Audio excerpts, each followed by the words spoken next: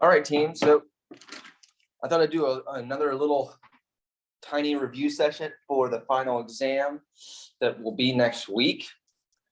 I still haven't ironed out the specifics there, but I am leaning towards having a online test as opposed to a paper test. And currently looking into what my allotted time is for that. Obviously, if we do an online test, you won't have to come to class or anything like that, but there is generally a designated time for final exams. And so I will set the final exam time, the online exams time, to open up at the hour at which we would be doing the paper test. So you can do it wherever you're at, but you have to make sure that you have access to a computer at that time and have the time itself to complete the test. So I'll get you more specifics as soon as I have figured it out with the math department. Until then, I wanted to do just two more little examples from chapter 11. I worked on a lot of symbolic stuff last time, and I thought this time I'd just do a couple problems where we have to do translation from English into symbols and verify arguments. So I'm looking at 16, which comes from the chapter review. Let me give us a zoom in on this, get it all in there. Okay, so we're being asked to show the argument is valid. If taxes go up, then I sell the house and move to India. I do not move to India, therefore taxes do not go up. All right. First thing we want to do is figure out how we're going to translate this into symbols so we can formulate a plan to prove this statement. So let's see if we can identify all the connectives and individual statements. First, I see an if-then structure. If-then. So we know that that's going to be some sort of implication.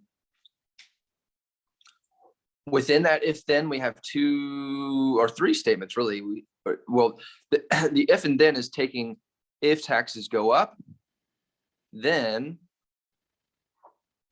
I sell the house and move to India. That's one statement. Within that statement, you've got a connective and two substatements. I sell the house and move to India. So that's three unique statements altogether. So if I were to translate that into symbols, we'd say let taxes go up be represented by P. I sell the house by Q. And move to India by R. So if we put it all together, it would be P implies quantity, Q, and R. Right? So the if then gives us the implication here, and the and gives us this and statement here. Okay.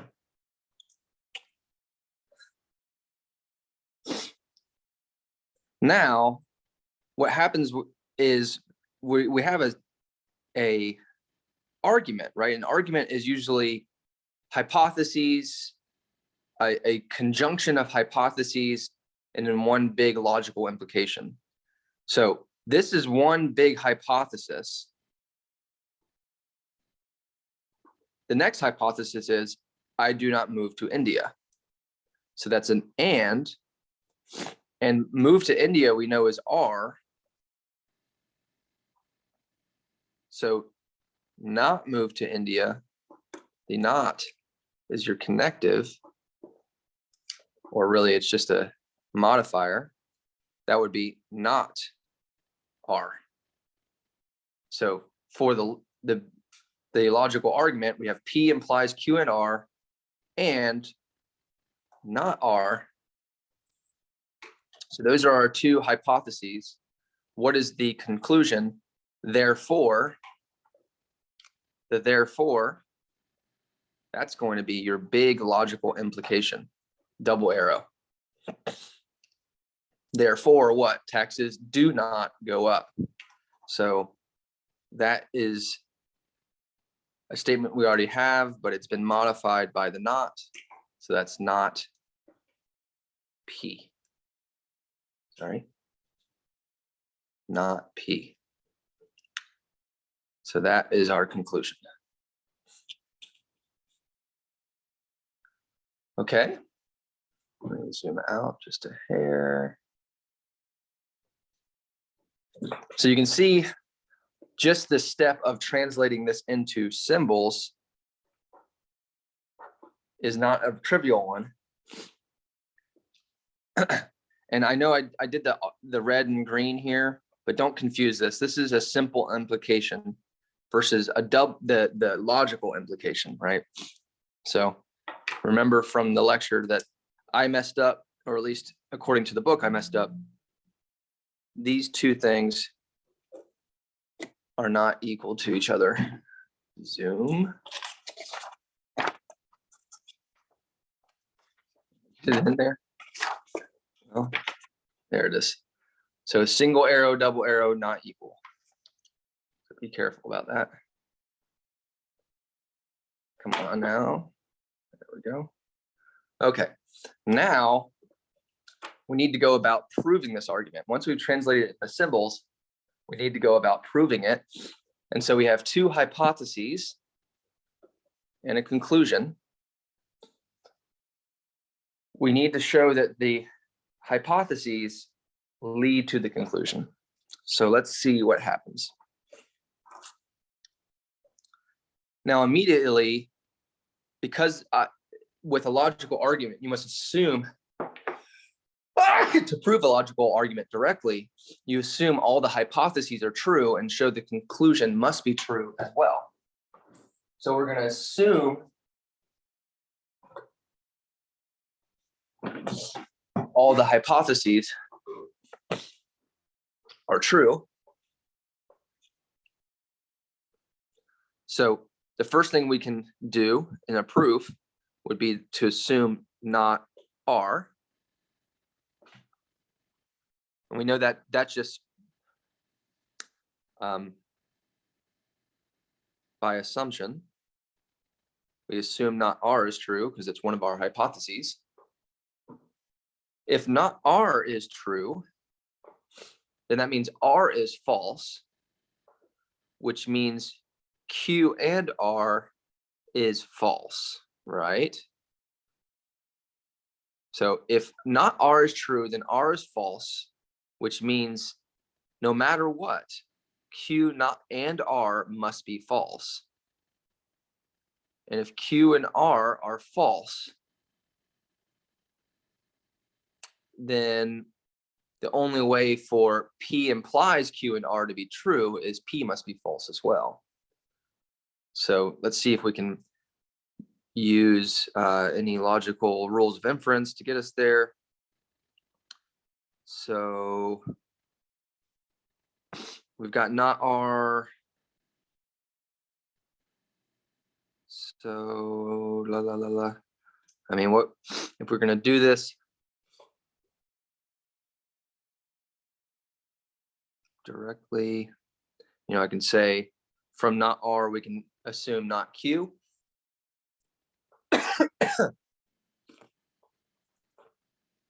And that just follows from the conjunction there.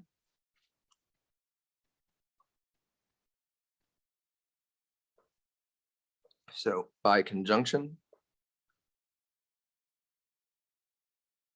I'm sure that there is a maybe conjunctive syllogism or something like that. Okay. So we have not Q.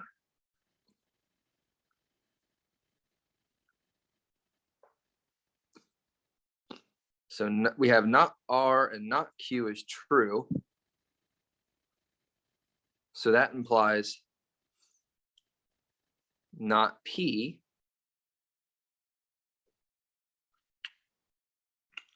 And that's got to be a thing. Let's see, that's P implies this. Right, so this whole thing is false. Right, so the way to see this, let me see if I can do a little side cloud.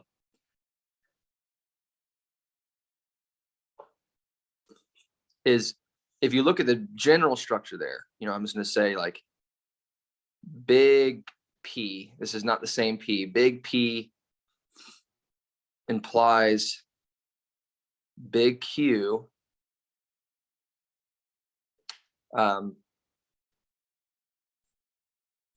And we have not Q, then that must imply not P. That, I believe, is called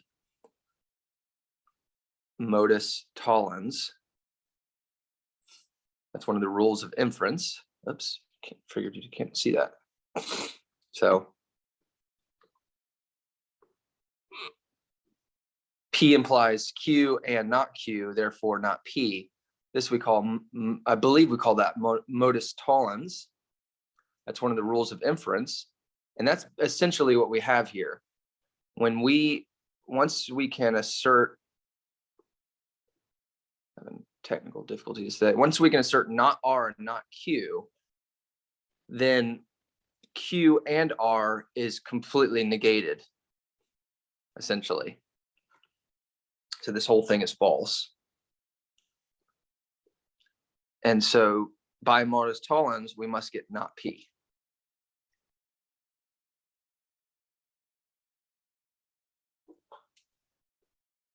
And that's the end of the proof. We wanted to show that this was a valid statement. So we started by assuming everything was true, all the hypotheses.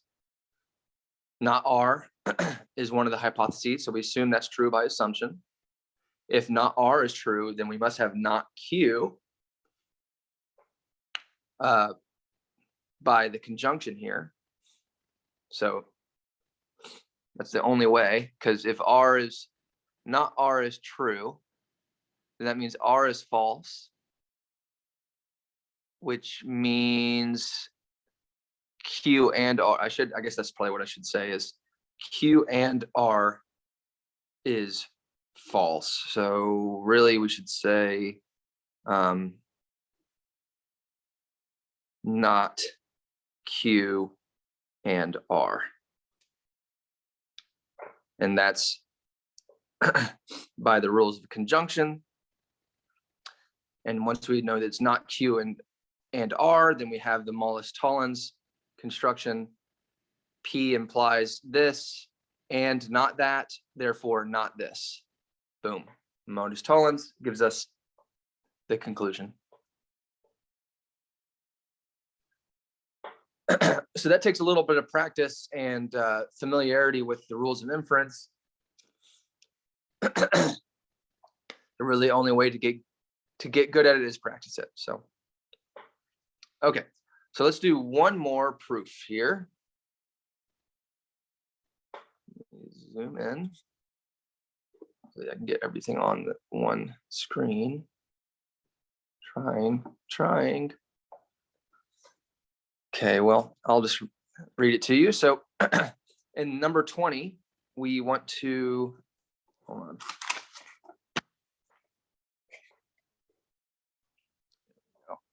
So in number 20, we want to use indirect proof to prove the following argument. Okay, so it says, if the professor gives a test, then Nancy studies hard. If Nancy has a date, then she takes a shower. If the professor does not give a test, then Nancy does not take a shower. Nancy has a date, therefore Nancy studies hard. Wow, okay. So first things first, let's translate this whole craziness into symbols. So let's see, we've got a lot of if then statements, if then, if, there should be a then here. If then. So there's a lot of implications. We've got one simple statement, the professor gives a test. We'll call that P. Nancy studies hard. We'll call that Q. Nancy has a date. We'll call that R.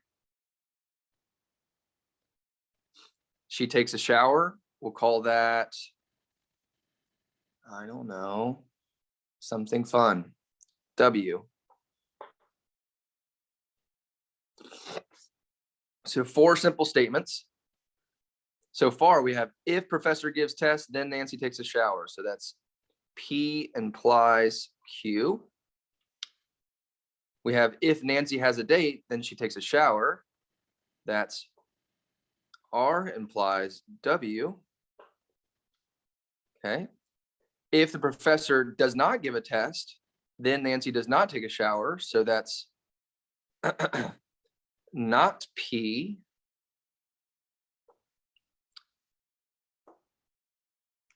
Implies not W.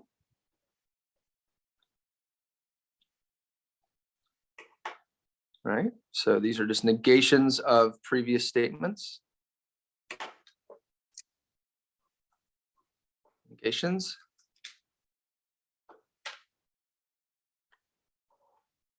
And then we have Nancy has a date. So that's just one hypothesis unto itself. So that was just R, Nancy has a date. So those are all the hypotheses. So each of those has to be strung together.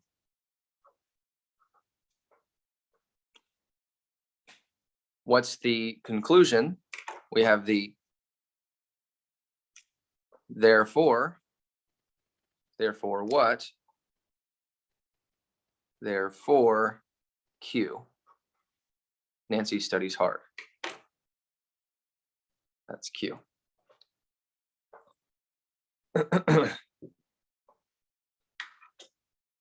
Okay, so that is the logical argument. Hypothesis 1, 2, 3, and 4, and then the conclusion. We want to prove this, however, indirectly.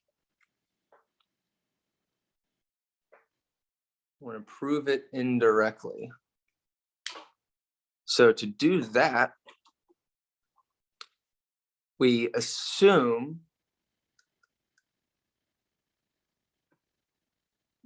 the conclusion is false and show that all of the hypotheses, nevertheless, need to be true, which leads to a contradiction. True implies false, which gives us ultimately the fact that the conclusion must be true, because we, by assuming it's false, we get a contradiction. So let's see. I'm going to go ahead and write this on another sheet of paper so that it's easier to work. So that's P implies Q and R implies W, and not P implies not W, therefore, and R, therefore Q.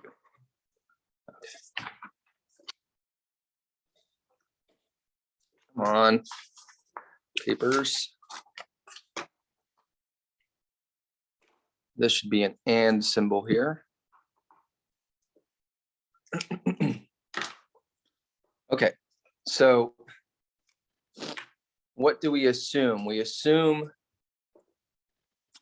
that the conclusion is false. So for an indirect proof,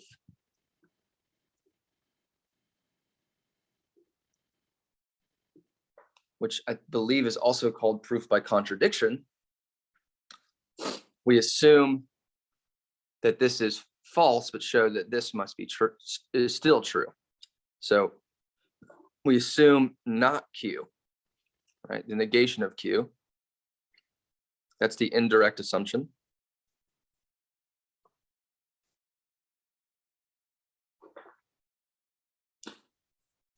And let's see what happens. So if we assume not Q, the only hypothesis that is affected is P implies Q. Now we know that we want the hypotheses to be true. So if we have a not Q here, then the only way to get something true out of the hypothesis here is to have not P, right? Because we have to have false implies false. So that should be not P. And that actually is modus tollens.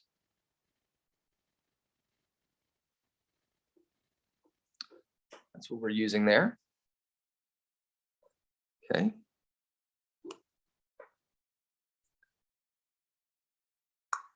Right.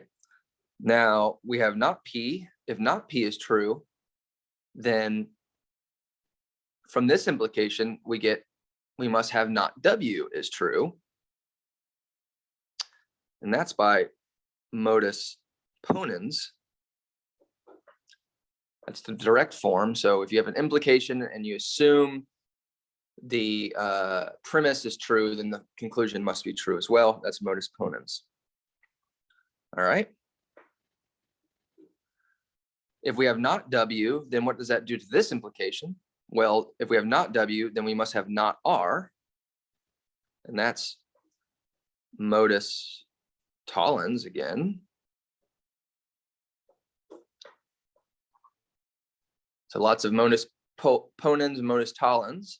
Those are your main rules of inference for implications, right? Those are the ones that you should be using whenever you're using an implication.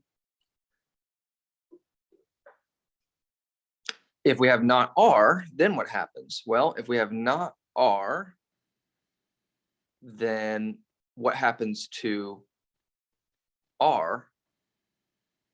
R is false,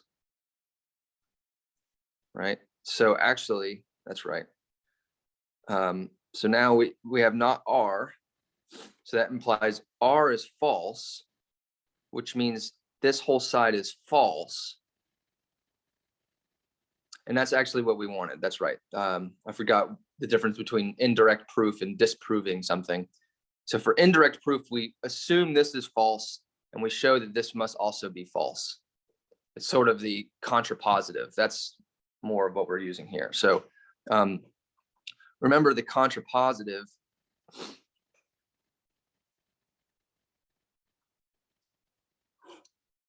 If you have an implication, P implies Q, then the contrapositive, which is logically equivalent, is not Q implies not P.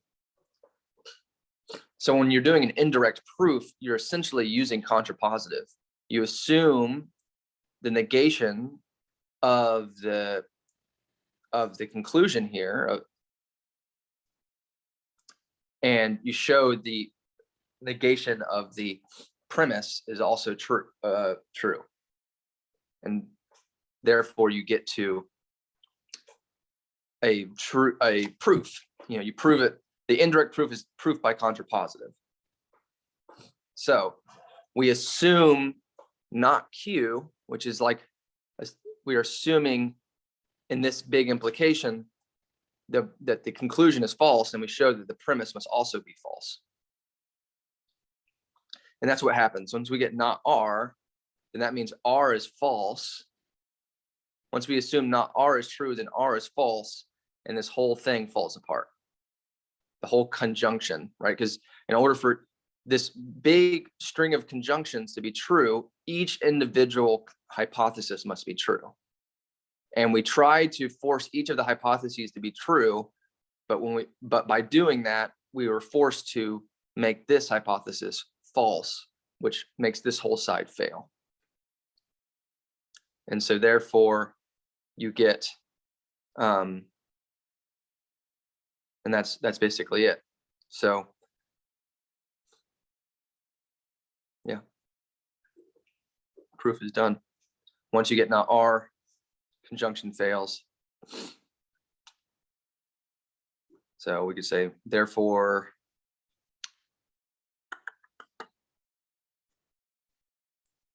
however you want to say it, therefore,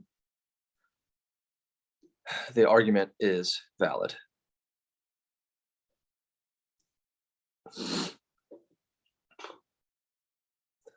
So right, indirect proof, we're using the idea of the contrapositive to prove a more complex argument. We assume the conclusion is true, false, and show that the premise is also false. So there you go. All right. That is symbolic logic. You've now seen something that most people in their lives never, ever see, which is special. That's why you're in college. Anyways, I will be getting with y'all. I'll put out an announcement very, very soon once I hear from the math department about the final exam. So please keep your eyes peeled, ears to the ground, fingers on the pulse. Sorry, excuse me. And finish your homework, whatever homework's outstanding, finish the quiz, do some studying for the exam, and I won't be posting anything on Friday. No, I mean, as in terms of a review. So you should just start studying. All right.